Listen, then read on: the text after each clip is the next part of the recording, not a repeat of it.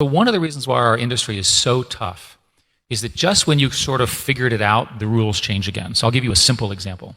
If you went to business school, and I didn't, but I teach at business school, you would have been taught, build a great product, organize a sales force. You know, you and I talked about this in my previous roles.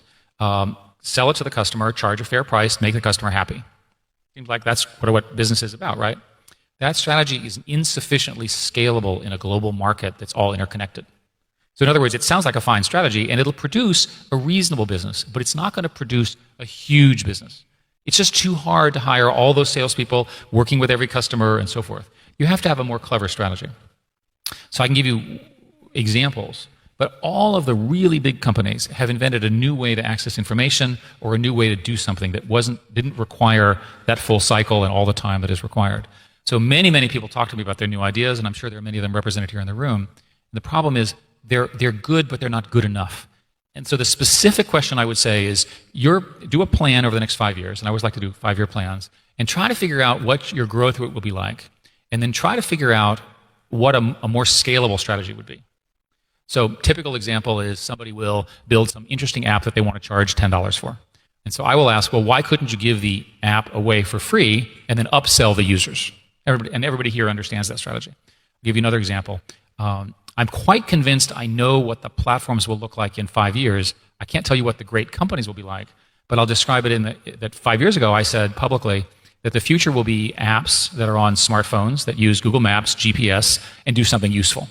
Now, what I should have said was Uber, right? But I wasn't smart enough to say, well, people actually want a personal transportation system. That was up for Travis and his co-founder to invent in Paris when they were visiting. So what do I think 5 years from now we'll be talking about? I think we'll be talking about systems that use Android and iOS, fast networks, powerful machine learning, but they're going to do something else. They're going to use the crowd to learn something. I'll give you a trivial example. I know nothing about dermatology, and I have $1 million. So what I'm going to do is I'm going to run around to dermatologists. I'm going to pay them $1 to categorize skin samples with whatever the dermatological problem is. Put that into my machine learning system, run it through the system, have it do a categorization, and then I'm going to go and sell the same service to dermatologists because my system will be more accurate than the individual dermatological diagnoses.